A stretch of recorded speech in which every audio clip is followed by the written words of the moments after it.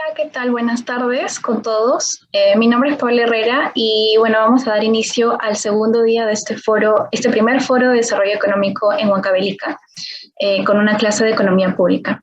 Y bueno, en primer lugar quisiera agradecer a que este foro se ha podido realizar con la ayuda de, bueno, en primer lugar el Instituto Peruano de Economía, la Universidad Nacional de Huancavelica, mediante su Escuela Profesional de Economía, también el Colegio de Economistas de Huancavelica y la Cámara de Comercio de Huancavelica también. Solo para comentarles que los certificados del evento serán enviados a sus correos electrónicos en aproximadamente 4 semanas y pues pueden dejar sus dudas, sus preguntas en la caja de preguntas que hay ahí abajo, hay un botoncito para poder resolverlas al final de la clase. Entonces, sin más, comencemos. Primero quisiera comentarles un poquito la estructura de la clase. Más o menos veremos algunos conceptos básicos de economía pública. Luego veremos algunos casos específicos en los que se habla un poco sobre la participación del Estado en la economía. Y finalmente trataremos de aterrizar estos conceptos en casos más específicos de la economía, en este caso del Perú. Entonces, primero como introducción quisiera abordar esta pregunta, que es la que vamos a tratar de atender y de responder durante toda esta presentación, y es, ¿qué es una buena política pública? Es la pregunta que nos vamos a hacer en toda esta clase. Y pues para eso quiero hacer un poco la distinción. En el caso, por ejemplo, del sector privado, es un poco más fácil distinguir e identificar qué es una buena política o una buena estrategia, una buena decisión, porque, por ejemplo, si yo tengo un restaurante, aquella política que me permita maximizar mis ventas, me permita maximizar mis ganancias, va a ser una buena política, ¿no? Si yo quiero maximizar mis ventas o reducir mis costos, todas estas políticas, estas herramientas que yo vaya a utilizar para mejorar mi bienestar, en este caso de mi negocio, van a ser buenas políticas. Pero en el sector público es un poquito más complicado, y esto es porque en el sector público no solamente buscamos maximizar las ganancias de una empresa o de una persona en particular, sino que lo que deseamos es beneficiar a diversas personas, diversos sectores, ¿no? Y en diversos ámbitos. Tenemos, por ejemplo, queremos maximizar el bienestar en el sector educativo, o en el de los agricultores, o de los comerciantes, o en el turismo, en diferentes sectores de la industria, y también nos enfrentamos con diferentes agentes económicos, que en este caso van a ser, por ejemplo, las empresas y las familias. Y por esta razón es que va a ser difícil llegar a una sola respuesta de qué es una buena política pública. Entonces, para esto existen 3 corrientes que nos pueden ayudar a identificar un poco una buena política pública. Y acá quiero hacer un pequeño disclaimer de que esas 3 corrientes no es que una sea mejor que la otra, no es que una sea correcta y la otra incorrecta, sino que los 3 nos brindan 3 diferentes enfoques que podemos darles a esta pregunta para poder identificar una buena política pública. En primer lugar tenemos el utilitarismo, que se desenvuelve bajo justamente este concepto de la utilidad, que es algo que nosotros los economistas solemos llamar a lo que una persona en general le podría llamar al bienestar o a la felicidad de una persona. Y pues esta corriente del utilitarismo lo que busca es maximizar este bienestar de las personas y de toda la sociedad en su conjunto, ¿no? Entonces, por ejemplo, si quisiera utilizar esta corriente para decidir una buena política pública, lo que yo buscaría es aquella política que me permita beneficiar a la mayor cantidad de personas sin distinguir a quién estoy beneficiando. Es decir, sin distinguir si es que estoy beneficiando más a cierto sector de la población o al otro. Y esto bueno, puede ser un poquito quizá cuestionado, porque hay un ejemplo bien concreto, que es en el caso de que nosotros quisiéramos construir una carretera. Si yo quisiera construir una carretera de la ciudad A a la ciudad B, estaría de todas maneras beneficiando pues, a los pobladores de estas ciudades. Estaría disminuyendo el tiempo de transporte, estaría reduciendo los costos, y eso sería en general muy bueno. Pero, ¿qué pasa si entre la ciudad A y la ciudad B existe un pueblo C en el medio, que es por donde pasaría esta carretera? Quizá yo necesite quitar ciertas partes del terreno o simplemente poner la carretera al costado de este pueblo, pues habría ciertas desventajas para este pueblo C, que sería, por ejemplo, mayor contaminación de los autos, de los camiones, mayor contaminación sonora. Entonces, existe una parte de la población que estaría siendo perjudicada por esta política, que es construir la carretera. Sin embargo, lo que dice el utilitarismo es que si es que yo termino beneficiando a más personas, que sería, por ejemplo, la ciudad A y la ciudad B, si es que yo termino beneficiando a más personas que las que yo voy a perjudicar, entonces sí es una buena política pública. Eso es lo que en líneas generales dice esta corriente. Luego tenemos la corriente del egalitarismo, y esta se enfoca mucho más en el concepto de la justicia. Y lo que va a buscar en general es reducir las desigualdades, ¿no? Entonces lo que yo voy a buscar es mejorar el bienestar de la sociedad, pero buscando que se cierren estas brechas, estas desigualdades. Y algo que dice el egalitarismo es que el bienestar de una sociedad se va a definir en función al bienestar de la persona de menos recursos, de la persona más pobre. Entonces, si yo quisiera incrementar el bienestar de un país, por ejemplo, lo que yo tengo que hacer es beneficiar a todos, hacer una política que beneficie a todos, pero que esté beneficiando más a los que tienen menos recursos en la actualidad. Y ojo, esta corriente no te dice que le tengas que quitar recursos o quitar riqueza a los demás, a los de mayores ingresos o a las personas más ricas, sino que debemos incrementar el bienestar a toda la población, pero beneficiando siempre un poco más a aquellos de menores recursos para que podamos ir equilibrando esta riqueza en toda la sociedad. Y esto pues se choca un poco con la corriente del utilitarismo que les explicaba hace un momento. ¿Por qué? Porque en el utilitarismo no nos importaba a quienes estábamos beneficiando, ¿verdad? Pero en el egalitarismo sí. Esta es un poco la diferencia entre estas dos corrientes. En tercer lugar tenemos el liberalismo, que en realidad se enfoca más en el individuo y dice que yo como persona, como ciudadano, soy dueña de mi cuerpo y de todo lo que yo pueda hacer con mis manos, de lo que yo pueda trabajar, y esto debería ser siempre de mi propiedad. Entonces, en ese caso, por ejemplo, se debate mucho de que bajo la corriente del liberalismo, el Estado no debería intervenir lo menos posible en la economía. ¿Por qué? Porque se plantea que la economía, la sociedad en su conjunto, se va a regular por sí sola. Todos los mercados se van a regular por sí solos. Por ejemplo, si hay inseguridad, lo que va a pasar es que va a aparecer una empresa de seguridad que cobre tarifas económicas a todo un pueblo o todo un distrito, y de esta manera se va a proteger de la inseguridad a estos pobladores. Y también, por ejemplo, lo que les mencionaba, que dado que yo trabajo con mis manos, con mi esfuerzo, todo ese trabajo debe ser mío, entonces se cuestiona en realidad, por ejemplo, que nos cobren impuestos. ¿Por qué? Porque me están quitando recursos que deberían ser míos, ¿no? Esto es más o menos un poco lo que plantea también el liberalismo.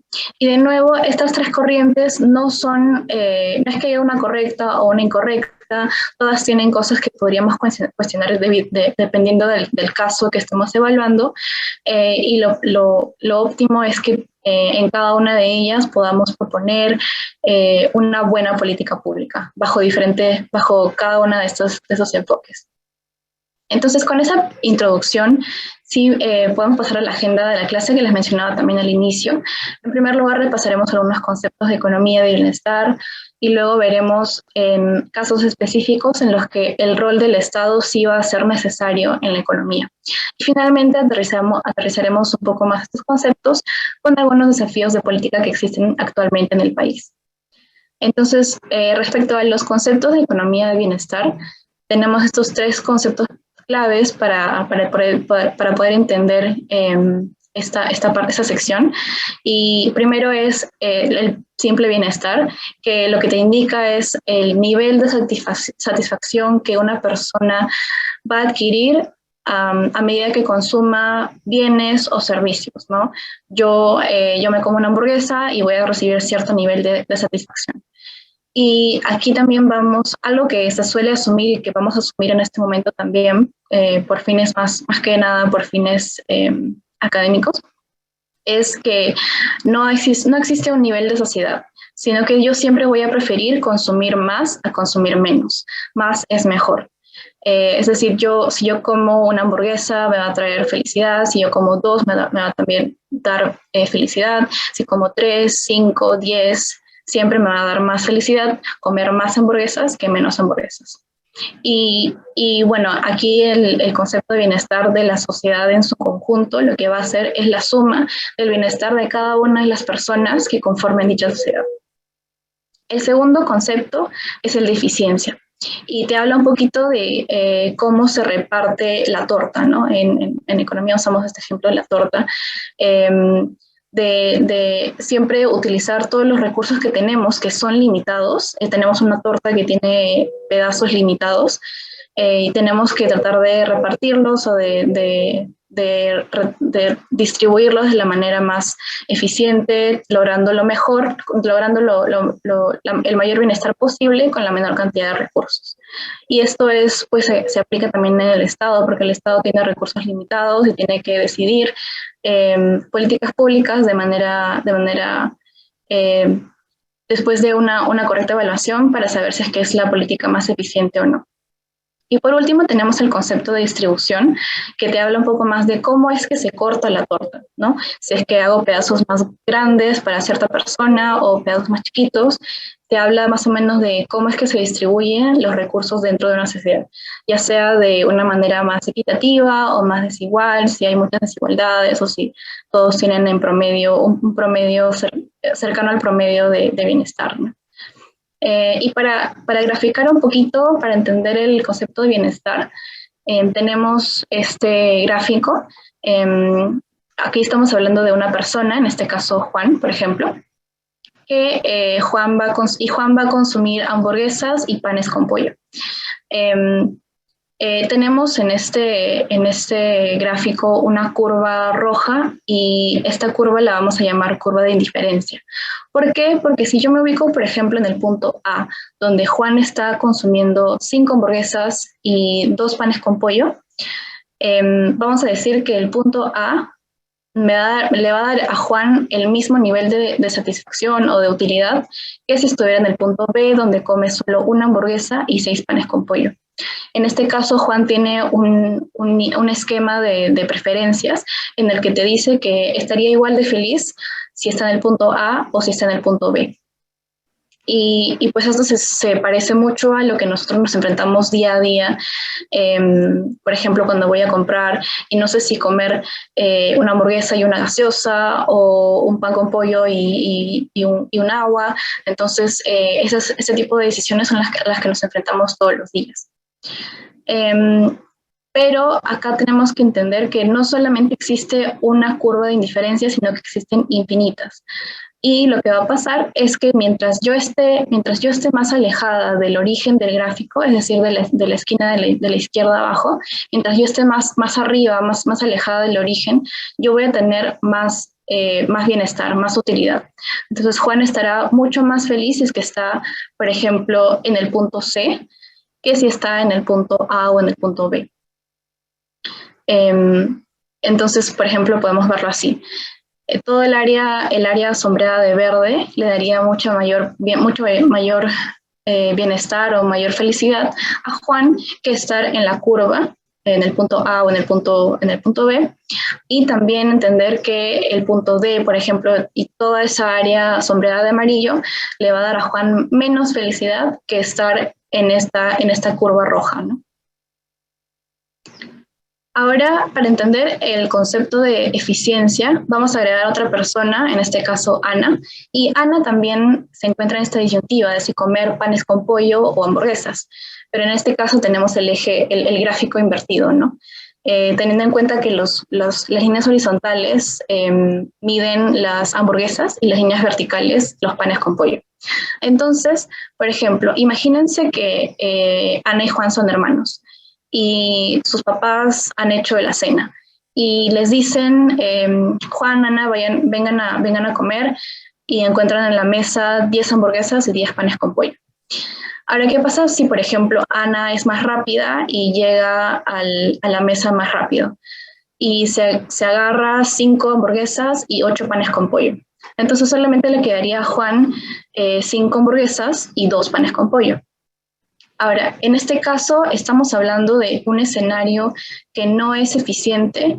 ¿Por qué? Porque si ustedes ven entre las dos curvas de indiferencia, la curva verde, que es la de Ana, y la curva roja, que es la de Juan, existe todavía espacio para que cada uno aumente su bienestar hasta, digamos, intercambiando hamburguesas y panes con pollo, hasta que lleguen a un punto en el que sí se pueda llamar este punto de total eficiencia. Por ejemplo, en este punto B, tanto Ana como Juan van a ser más felices porque sus cuerpos van a estar más alejadas del origen, ¿verdad? Entonces, si yo, por ejemplo, si Ana, por ejemplo, le da hamburguesas a Juan o le da panes con pollo, pueden encontrar una manera de encontrar un punto más eficiente. Entonces, toda esta zona verde es en la que Ana y Juan van a ser más felices. Hasta el punto que les decía, que vamos a llamar óptimo de Pareto, que en este caso va a ser el punto C, donde Ana tiene 7 hamburguesas y 6 panes con pollo, y Juan tiene 3 hamburguesas y 4 panes con pollo. ¿Por qué óptimo de Pareto? A este óptimo de Pareto lo definimos como el nivel de máxima eficiencia, dados, claro, los recursos que tenemos, que son 10 hamburguesas y 10 panes con pollo. Y en este punto ya no es posible mejorar el bienestar de Ana o de Juan sin quitarle alguno de estos productos al otro. Entonces, ya no existe este área verde, hemos aprovechado toda esta área verde que veíamos antes hasta llegar a un punto de máxima eficiencia. Y ahora, así como no había solamente una curva de indiferencia por persona, tampoco hay un solo óptimo de Pareto, sino que existen infinitos óptimos de Pareto que están en este caso pintados de morado en esta curva que vamos a llamar curva de contrato. Entonces, en esta curva de contrato, cada punto de esta línea nos van a dar situaciones eficientes entre Ana y Juan. Y acá probablemente se estén preguntando, entonces, ¿cómo es que hemos acabado en el punto C específicamente? ¿Por qué no acabamos más arriba o más abajo? Esto va a depender de la situación inicial. Acá hablamos un poquito de la distribución inicial de los recursos. Recuerdan que les conté que Ana le ganó a Juan porque fue más rápida, entonces logró coger un poquito más de hamburguesas, un poquito más de panes con pollo, y al final termina en una situación, en un óptimo de Pareto, donde ella tiene más panes con pollo y más hamburguesas que Juan, ¿verdad? Entonces, aquí es donde quizá podríamos hablar de la participación del Estado, porque quizá el Estado podría elegir una distribución inicial que quizá haga que Juan no salga tan perjudicado, ¿no? Porque en este caso Juan vemos que tiene pocas hamburguesas y pocos panes con pollo. Entonces, este es un ejemplo bastante básico como para entender más o menos las decisiones que toman las personas, la distribución y el efecto que tiene la distribución inicial de recursos en la economía. Y ahora sí podemos pasar a hablar un poquito más sobre el rol del Estado y las funciones específicas que tiene el Estado. Son 3 principales que vamos a ver ahora. Y una habla sobre estabilizar la economía, la segunda sobre redistribuir recursos y la tercera sobre encargarse de corregir fallas de mercado. La primera función, que es la de estabilización de la economía, para esto hay que entender el concepto de un ciclo económico. ¿Qué es un ciclo económico? Es pues este hecho de que durante el tiempo las economías nunca enfrentan solamente un periodo de crecimiento ni un solo periodo de recesión, sino que existen tiempos de auge, existen tiempos de recesión, van a existir tiempos siempre va a haber tiempos en los que crezcamos y tiempos en los que caigamos, ¿no? En los que se contraiga la economía.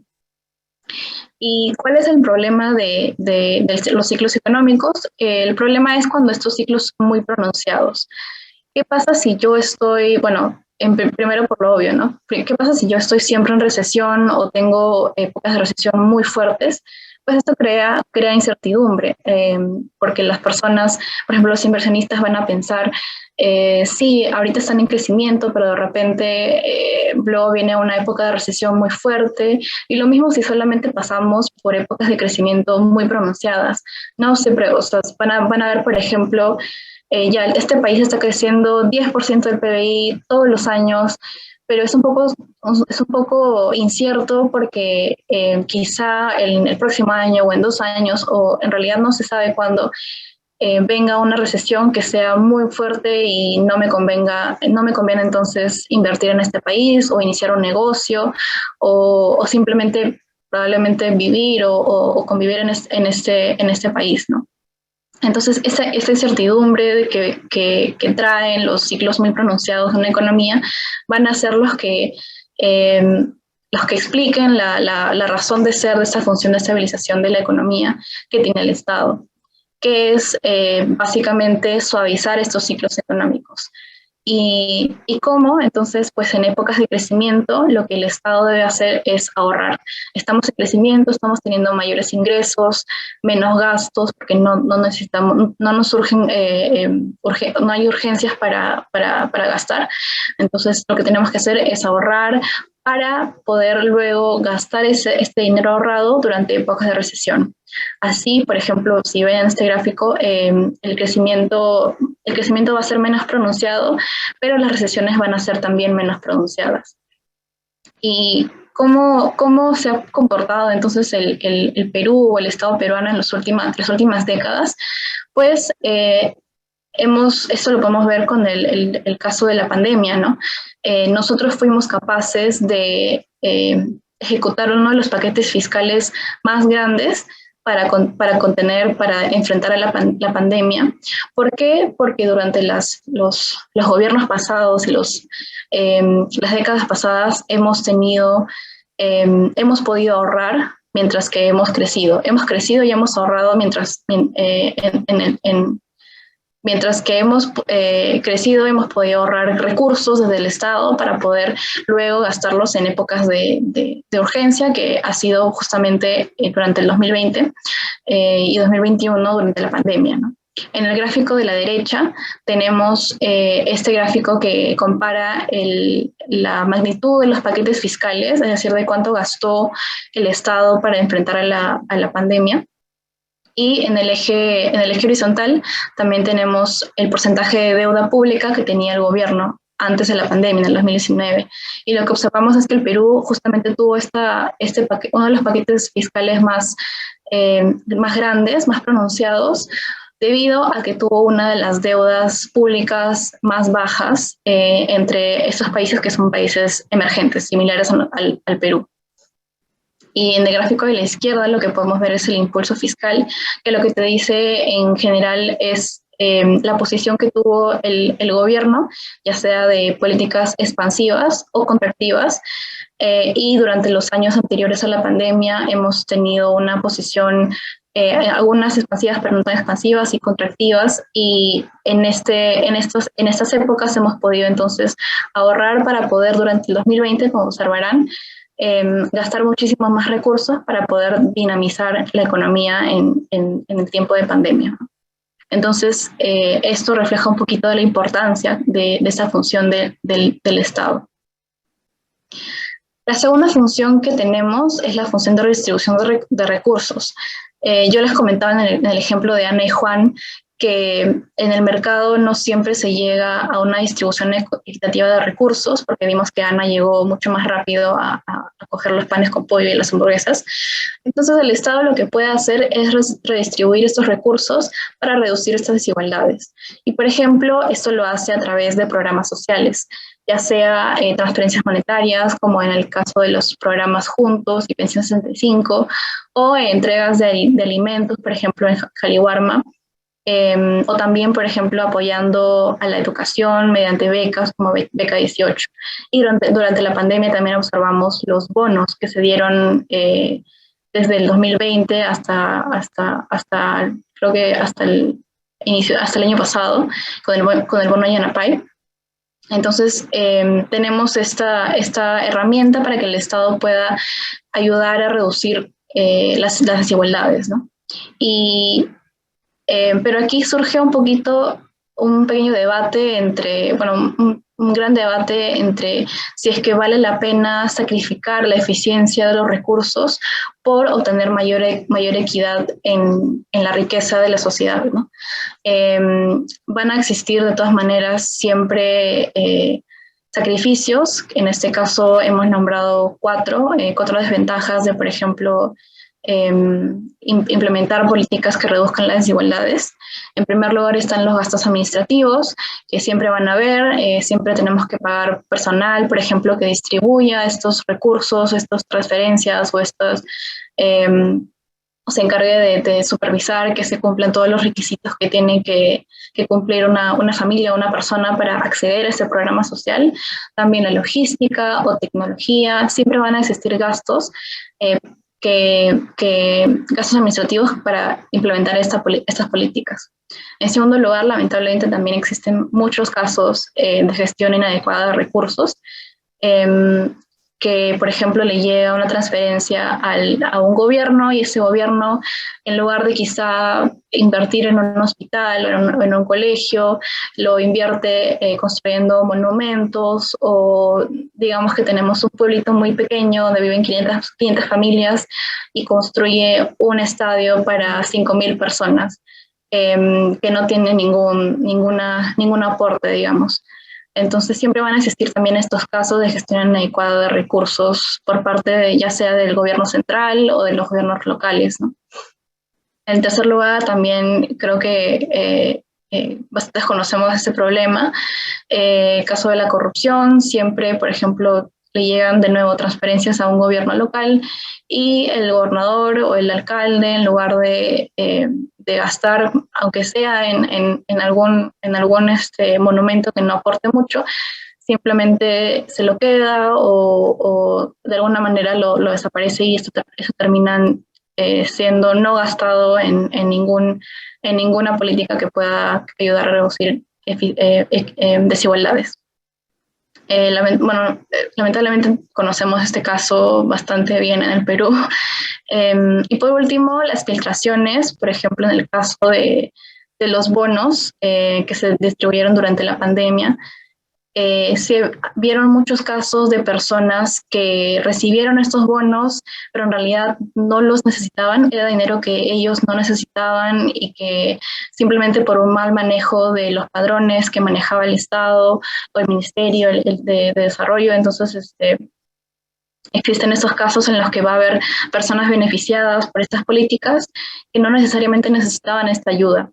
Y también el caso contrario, que que también se dio durante la pandemia, de personas que no estaban inscritas en los padrones y no pudieron recibir estas ayudas, esta ayuda justamente esas personas que sí lo necesitaban, ¿no?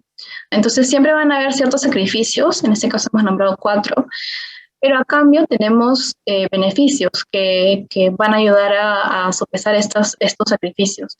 En primer lugar, pues de todas maneras, si le damos un bono a una familia que quizá no lo necesita, igual va a estar más feliz. Pero si le damos el bono a una familia que quizá con este dinero va a poder comer, va a poder pagar sus deudas, va a estar muchísimo más feliz en mucha mayor magnitud que si le hubiéramos dado a la otra familia, ¿no? Y por último, los beneficios a futuro.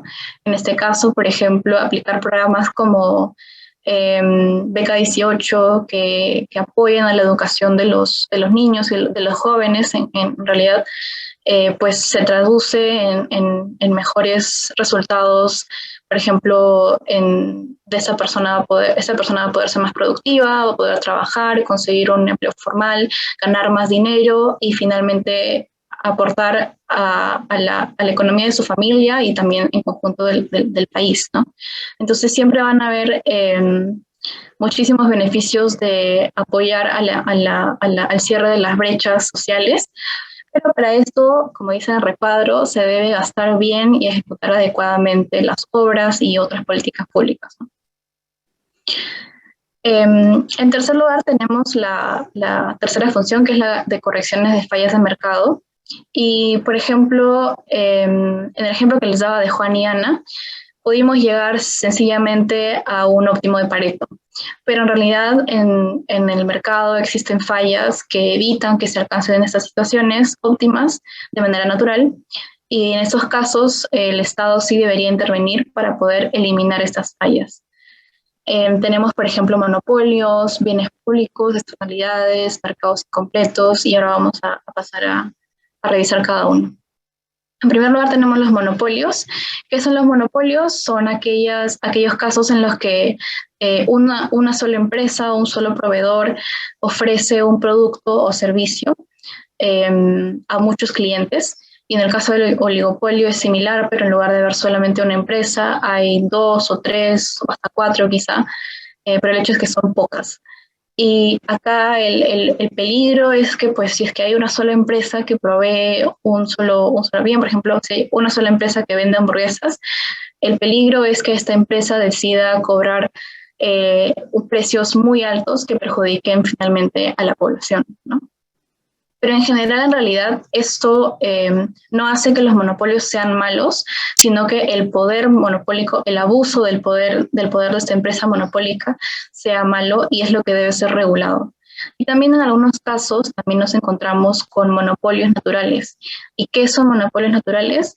Son aquellos casos en los que naturalmente, valga la redundancia, va a ser muchísimo más eficiente que solamente una empresa ofrezca un bien o un servicio, como es en el caso de agua o de telefonía.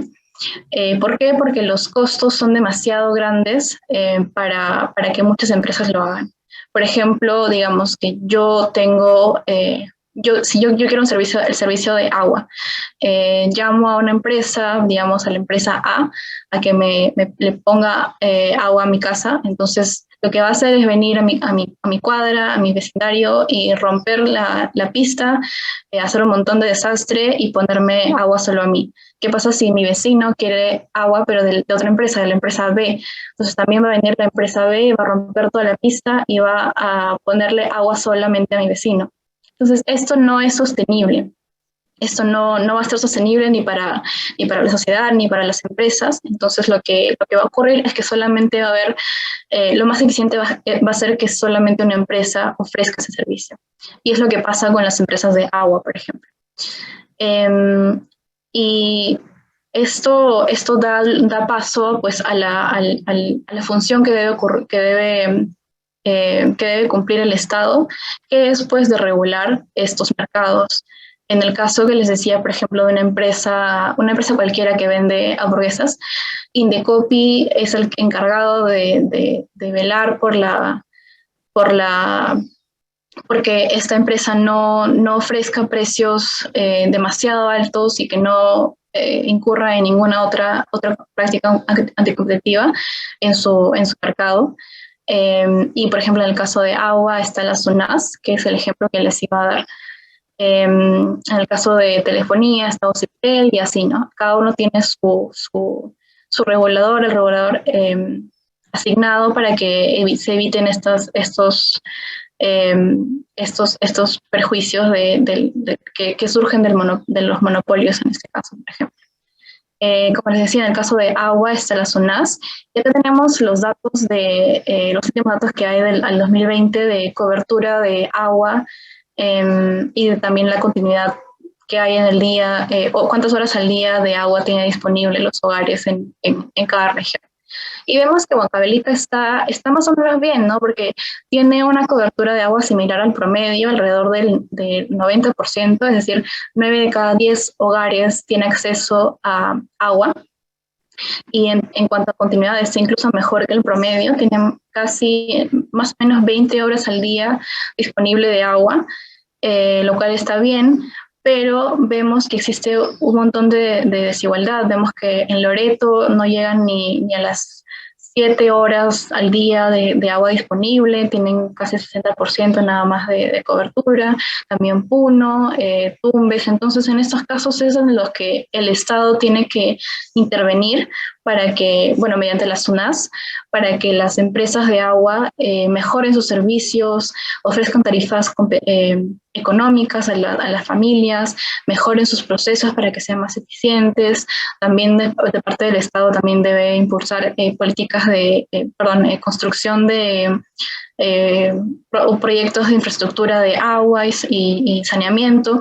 Entonces, aquí en estos casos en los que sí se evidencia que es muy importante la participación del Estado. En segundo lugar tenemos los bienes públicos, y para explicar qué es un bien público, creo que es más fácil, bueno, un bien público es un bien no rival y no excluyente, pero para explicar esto es más fácil explicar qué es un bien rival y qué es un bien excluyente. Un bien rival es aquel que puede ser usado solamente por una persona. Por ejemplo, una blusa. Esta blusa solamente me la puedo poner yo, no se la pueden poner dos personas al mismo tiempo, no sería físicamente posible. Y un bien excluyente es aquel que, del que vale la redundancia, del que yo puedo excluir, decidir quién puede y quién no puede usarlo. Por ejemplo, si yo quiero ir al cine, tengo que pagar mi entrada; si quiero ir a un concierto, también tengo que pagar mi entrada. Y de todas maneras, igual con esta blusa, si yo me la quiero poner, me la tengo que comprar, tengo que pagar por ella. Entonces, ¿qué es un bien público? Un bien público va a ser no rival y no excluyente. El ejemplo más sencillo me parece que es el del alumbrado público. Si yo salgo a la calle, por ejemplo, voy a un parque o a una calle y me paro debajo de un faro, la luz la puedo utilizar yo, me beneficio yo de la luz, y si viene otra persona también la va a beneficiar a ella, y no ocurre nada, no ocurre nada malo, es posible que ambos podamos disfrutar de la luz de este faro o de la luz del alumbrado de un parque, por ejemplo, sin ningún problema. Y la otra característica es que no es excluyente, es decir, que nadie está supervisando quién puede o quién no puede disfrutar de la luz de este faro. Y también en el caso de la defensa civil, por ejemplo, todos disfrutamos de la protección que nos brinda la Defensa Nacional. Si es que hay, por ejemplo, alguna guerra, los militares tienen la obligación de protegernos a todos sin discriminar a nadie. Entonces, no es que, por ejemplo, venga un militar y diga, no, tú no has pagado tus impuestos, entonces no te protejo a ti. No pasa eso. Entonces, y lo mismo del alumbrado, ¿no? No es que el faro, si yo voy debajo de un faro y el faro se da cuenta de que yo no pagué mis impuestos, no pagué la luz, se va a pagar. Eso no pasa, y por eso es que estos son considerados bienes públicos, porque son no rivales y no excluyentes. ¿Y cuál es el problema de los bienes públicos? ¿Por qué es que debe intervenir el Estado? El problema es justamente eso, ¿no? Que hay free riders o polizontes en español, que son esas personas que no pagan por los bienes o los servicios, por ejemplo, personas que no pagan sus impuestos y aún así siguen siendo beneficiados por estos bienes. Entonces, dado esto, es que no existen incentivos a las empresas. Por ejemplo, no es rentable para una empresa brindar alumbrado a toda una ciudad, porque sabe que va a haber personas que no paguen por eso. Entonces, el Estado debe ser el encargado de brindar esos servicios, y pues se financian como a través de impuestos. Aquí obviamente es el mismo caso de la Defensa Nacional.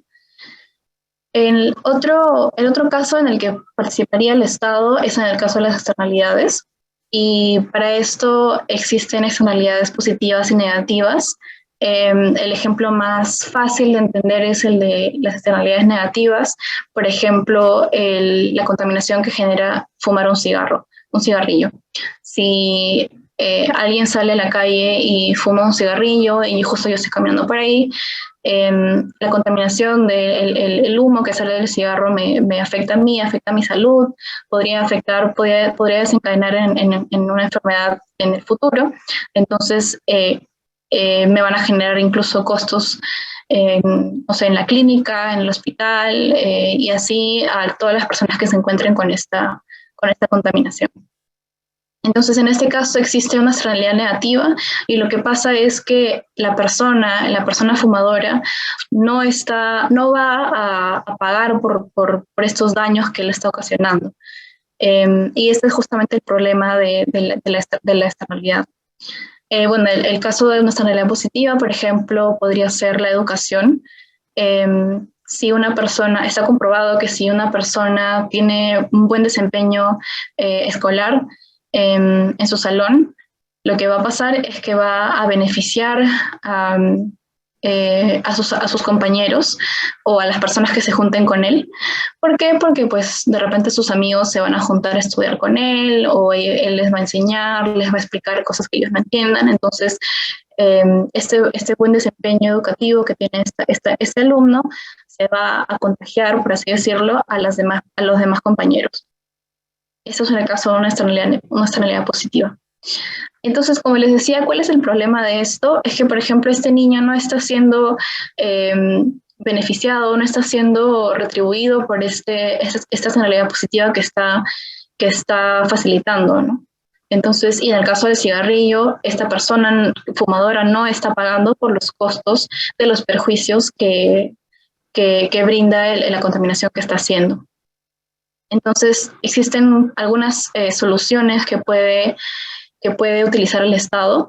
La más conocida y la que más se aplica en el Perú, por lo menos, son los impuestos, que bueno, se llaman impuestos piguvianos. El caso más, creo que más conocido es el del impuesto selectivo al consumo, que se aplica a los cigarrillos justamente, porque justamente para tratar de compensar esta contaminación, tratar de obligar que la persona fumadora compense esta contaminación, este costo derivado de la contaminación que está generando. Y lo mismo con el impuesto selectivo al consumo, por ejemplo, de las comidas chatarras o de las bebidas alcohólicas, que finalmente también perjudican a la salud de las personas. Luego está el caso de las licencias, que no se ve todavía mucho en el Perú, pero por ejemplo en el caso de empresas que emiten contaminación, es posible darles ciertas licencias para que ellos puedan emitir cierto nivel de carbono por año, ¿no? Por ejemplo, digamos, tú tienes tal límite, tienes el límite X de carbono para emitir en un año. Entonces lo que va a pasar es que esta empresa primero va a tener que pagar por estas licencias para que pueda emitir contaminación. Y lo segundo es que esta empresa se va a sentir incentivada, va a haber un incentivo a que esta empresa sea más eficiente o mejore sus procesos o cambie algo de su tecnología para que pueda contaminar menos, porque lo que va a pasar es que si es que, por ejemplo, no cumple este límite máximo que es el nivel de carbono X, y le sobra cierto margen, esta empresa va a poder vender su licencia a otra empresa que sí quiera contaminar más. Entonces ahí se genera más o menos un mercado de carbono, un mercado de bonos de carbono, para tratar de corregir o tratar de compensar de cierta manera esta externalidad de la contaminación de las empresas. En tercer lugar tenemos la internalización, que es un poquito más complicado, pero creo que el ejemplo más sencillo para entender esto es imaginarnos en un campo hay un apicultor, una persona que cría abejas y produce miel, y una persona que produce o que cultiva flores. Entonces nosotros sabemos que las abejas lo que van a hacer es polinizar las flores y beneficiar el crecimiento de estas flores, y también beneficia pues, a las abejas porque luego van a producir más miel. Entonces ambos están teniendo beneficios del negocio del otro, y algo que generaría una mayor eficiencia entre ambos negocios sería que se junten para poder, digamos, quizá unificar sus procesos o internalizar costos y así poder tener una mayor ganancia en conjunto, y ambos están entonces aprovechando o siendo también retribuidos por este beneficio, esa manera positiva que ganan del otro, ¿no? Que ganan uno del otro. Y finalmente el teorema de Coase. ¿Qué es lo que dice el teorema de Coase? Es que va a ser posible llegar a un acuerdo para poder compensar estas externalidades en algunos casos, cuando se cumplen algunas condiciones. Por ejemplo, cuando existen costos de transacción bajos o cuando existen derechos de propiedad bien definidos. Para eso vamos a usar este ejemplo de, por ejemplo, imaginen que yo vivo en un edificio y me gusta mucho poner música de noche porque me ayuda a relajarme, a desestresarme y pongo a todo volumen la música.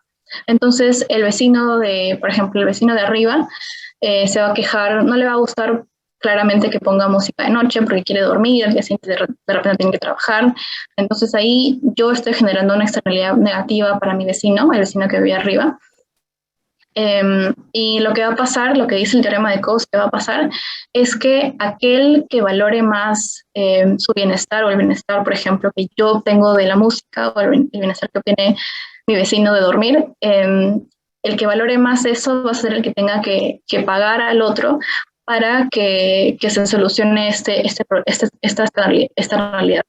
Como, por ejemplo, si yo valoro mucho más poner mi música de noche, yo de repente le digo a mi vecino, oye, ya, te pago 100 soles por noche para que tú te vayas a dormir a un hotel y no tengas que escuchar mi música y así yo puedo poner mi música a todo volumen tranquilamente. Esa es una solución, o de repente mi vecino valora mucho más dormir y dice ya, me paga a mí para que de repente ponga mi música cuando él se vaya, o para que me vaya a un estudio y ahí ponga mi música, o me mude, X, ¿no? Entonces ahí hay muchas soluciones que pueden, en este caso específico, darse. ¿Por qué? Porque solamente somos dos personas, es sencillo comunicarnos entre nosotros, que eso es lo que me refería con costos de transacción bajos. Y lo otro es que pues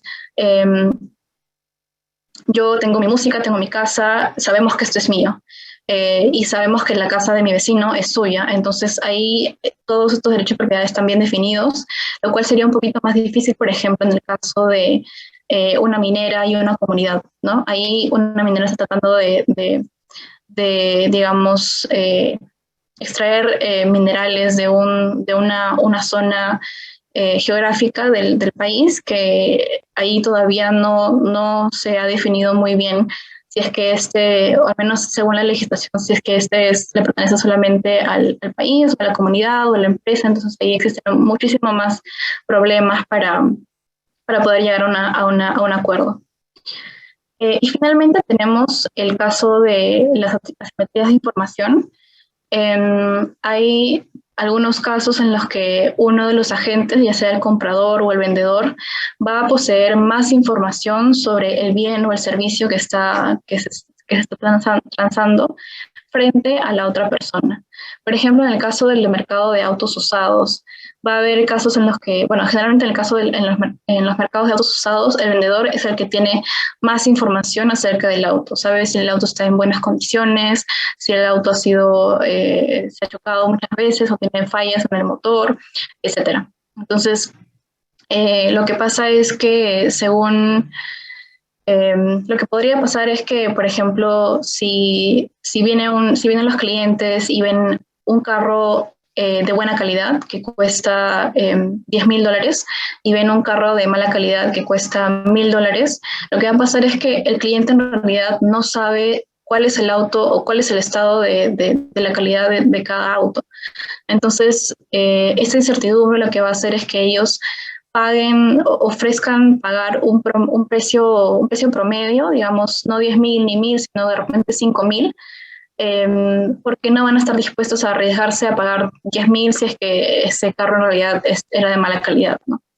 Entonces, lo que va a pasar es que pues, los vendedores los carros de $10,000, los que sí son de buena calidad, no van a sentir que es rentable vender su carro a $5,000. Entonces, lo que va a pasar es que en este mercado se van a dejar de transar estos carros de buena calidad. Los carros de buena calidad van a salir del mercado, nadie los va a querer comprar, pero nadie los va a querer vender a un precio tan bajo.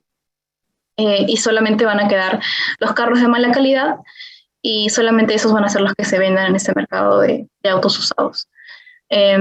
Y bueno, el otro caso es, por ejemplo, en el que en realidad el consumidor tiene más información, y es el caso, por ejemplo, del mercado de los seguros. Si yo voy a una aseguradora, por ejemplo, quiero comprar un seguro de autos, lo que no sabe el seguro es si es que a mí me gusta manejar de repente súper rápido, de repente si yo creo que estoy en una película de Rápidos y Furiosos, o si soy bien precavida y siempre sigo todos los límites de velocidad, ¿no? Eso es lo que no sabe el seguro y a razón de eso es que las aseguradoras se hacen, para la redundancia, se aseguran cobrándonos mayores primas a los clientes para poder evitar estos perjuicios en caso de que yo sea un cliente muy avesado. ¿Y cuál es la solución que debe plantear el Estado quizá en estos casos?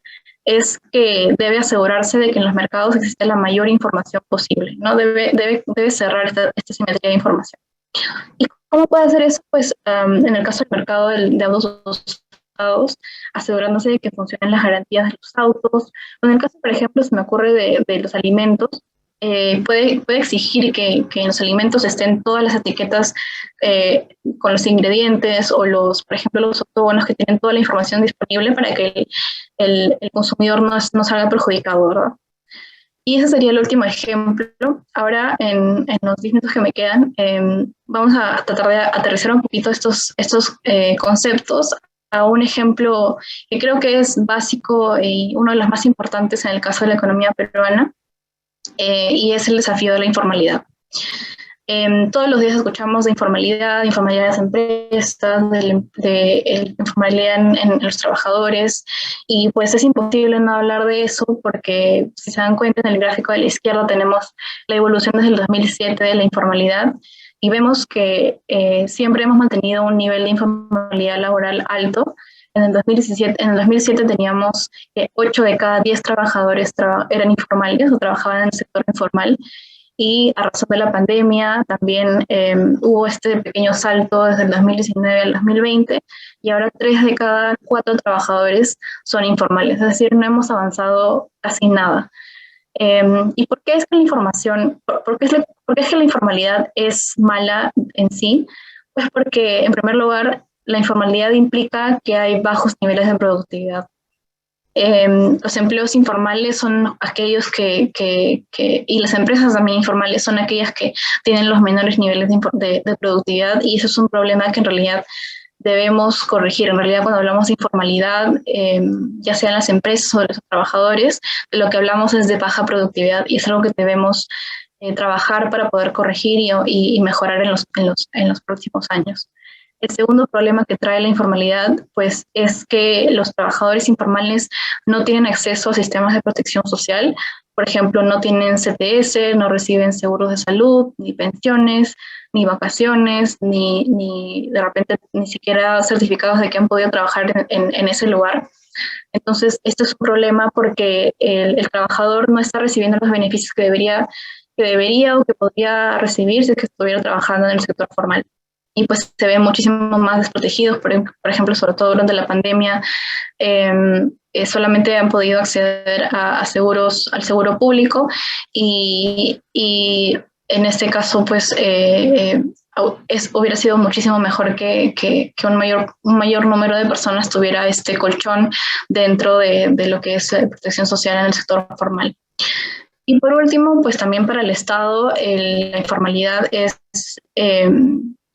les perjudica porque nos genera una menor recaudación de impuestos, ¿no? Los trabajadores y las empresas informales no pagan impuestos, entonces esto le quita recursos al Estado, que podría estar gastando de repente justamente en mejorar en los sistemas de salud o de educación o de pensiones, que finalmente rebotarían y beneficiarían a esas personas. Y aquí, bueno, este es un gráfico que te muestra, esos son datos del 2020, te muestra que hay una clara relación entre la riqueza de un país, que lo vemos como el PBI per cápita, que está en el eje horizontal, y está como escala logarítmica para poder verlo un poquito más claro, y en el eje vertical, la informalidad laboral en porcentaje. Entonces vemos que a mayor riqueza va a haber un menor nivel de informalidad en los países, generalmente, pero lo que observamos para el caso peruano es que incluso nosotros deberíamos ubicarnos sobre esta línea punteada roja, más o menos entre 50 y 60% de informalidad, pero ¿qué es lo que tenemos? Tenemos una informalidad de alrededor del 70%. Es decir, ni siquiera para el nivel de riqueza que tenemos el nivel de informalidad que nos correspondería, entre comillas, sino que tenemos mucha más informalidad. Y esto finalmente que pues nos ubica, por ejemplo, muy lejos de Chile, que tiene, aparte de tener mayor riqueza per cápita, tiene también una muchísima menor tasa de informalidad. Entonces, esto nos dice más o menos de cómo es que nos encontramos en el plano internacional. Y ahora, ¿por qué es que hay informalidad entonces? Acá es importante entender que la informalidad no es un problema de una sola dimensión, no hay una sola causa y tampoco una sola consecuencia de que exista la informalidad, sino que es un problema multidimensional. Dividiéndolo en dos grandes pilares, una de las razones por las que se dice que existe la informalidad alta es por la falta de desarrollo, ya sea de desarrollo físico, por ejemplo, infraestructura o tecnologías, y también una falta de desarrollo de capital humano, que sería pues el nivel educativo de las personas. Y el otro gran pilar que en realidad es el que se dice que explica en mucho mayor proporción la alta informalidad, es la mala gobernanza, que se refleja, por ejemplo, en leyes muy rígidas o una mala infraestructura que es la que debería implementar el Estado, barreras burocráticas, que finalmente todo esto perjudica a las empresas y a los trabajadores. Y entonces, en primer lugar, en el caso de la falta de desarrollo de capital humano, vamos a tener que existe una relación negativa entre pues el logro educativo, el nivel educativo de las personas, que está en el eje horizontal de este gráfico, y la informalidad laboral, que está en el eje vertical. Según regiones, lo que observamos en el caso de Huancavelica, por ejemplo, es que es una de las regiones con menor logro educativo, poquito menos, casi ni 9 años de educación en promedio de las personas mayores de 15 años, y también tiene la mayor tasa de informalidad, por lo menos en el 2020, ¿no? Del 93%. Y si asistieron a la charla magistral de ayer, también se observaba que varios de los sectores económicos de la región, por ejemplo, agricultura o comercio, son totalmente conformados por trabajadores informales. Entonces, ¿qué nos dice esto? Que pues es muy probable que precisamente este bajo nivel educativo sea el que genera la informalidad, pero también hay que entender que la informalidad es un círculo vicioso. No solamente el bajo logro educativo me genera una alta informalidad, sino que ya encontrarme en esta situación de informalidad laboral evita que yo pueda obtener mayores logros educativos, ¿no? Entonces es un círculo vicioso, no va en un solo sentido, y es justamente esta la razón por la que es muy difícil atender este problema.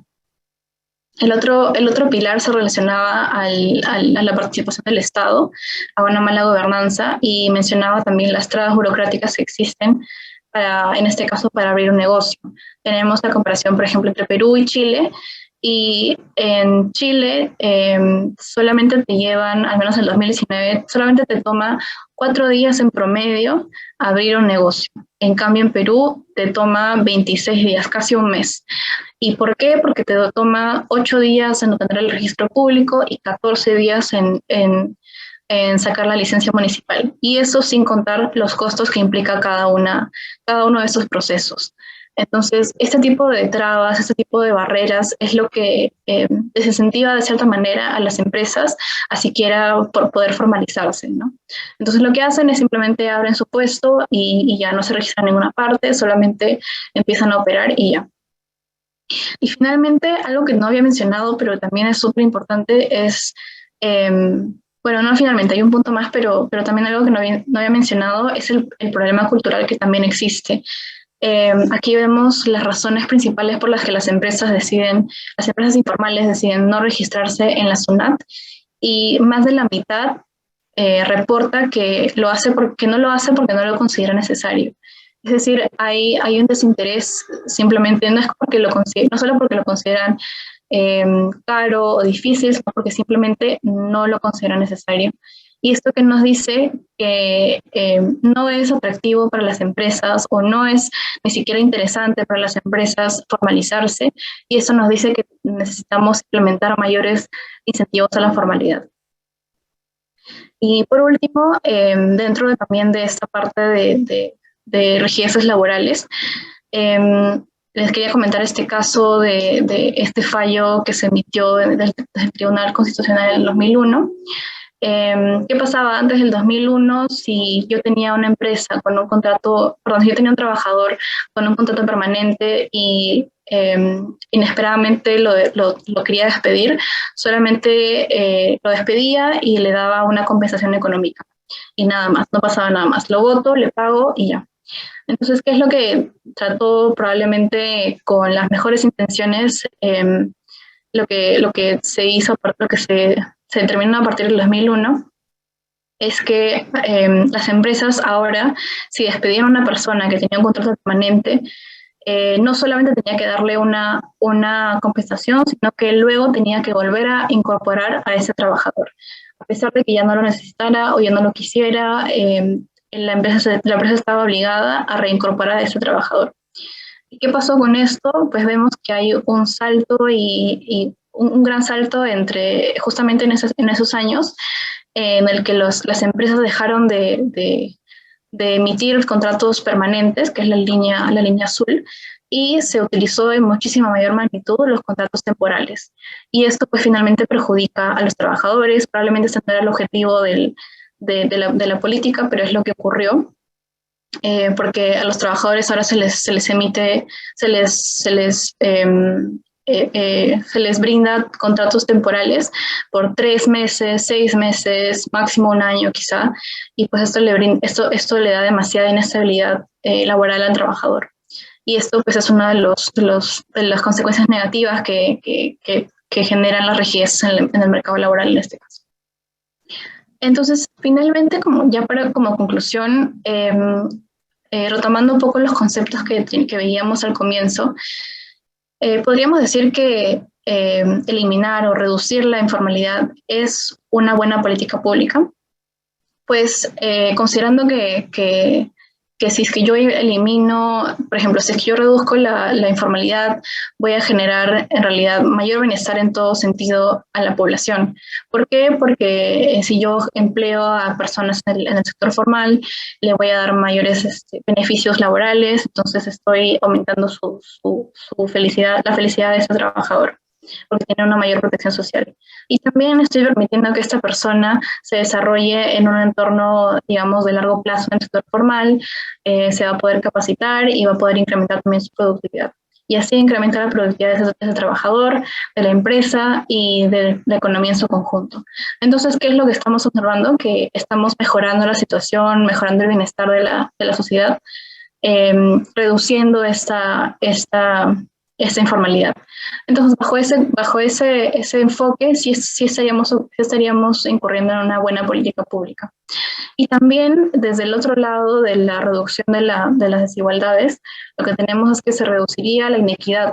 ¿Por qué? Porque generalmente las empresas informales, perdón, los trabajadores informales son aquellas personas de menores ingresos, porque no pueden porque terminan siempre, como les mencionaba, también tienen menores niveles educativos, entonces acaban también en la informalidad.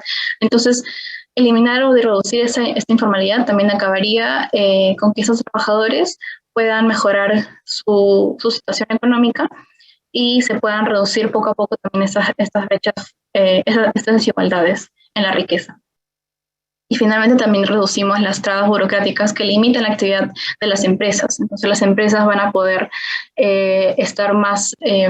van a poder formalizarse de manera más fácil, de repente incurriendo en menos costos, y eso poco a poco también ayuda a la productividad de la empresa y del sector al que pertenezcan en general.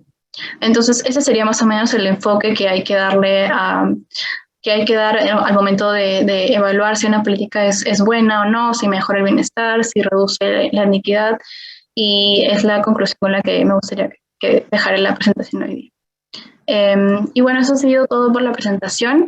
Les vuelvo a recordar que sus certificados al foro van a llegar a sus correos en 4 semanas.